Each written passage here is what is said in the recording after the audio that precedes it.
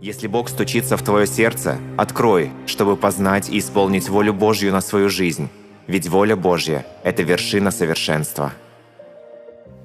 Поэтому я могу только сказать: слава Богу, что Бог послал Сына Своего, Иисуса Христа, и что Иисус, Он не изменился. Вчера, вовеки, тот же и сегодня.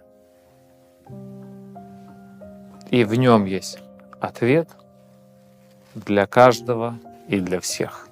Поэтому примите этот ответ — это Иисус.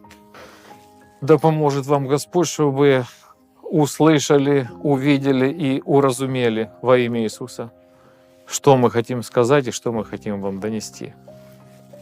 Да благословит Господь, чтобы вы приняли действительно это помазание, истину, и приняли с ней свободу, и Царство Божие пусть придет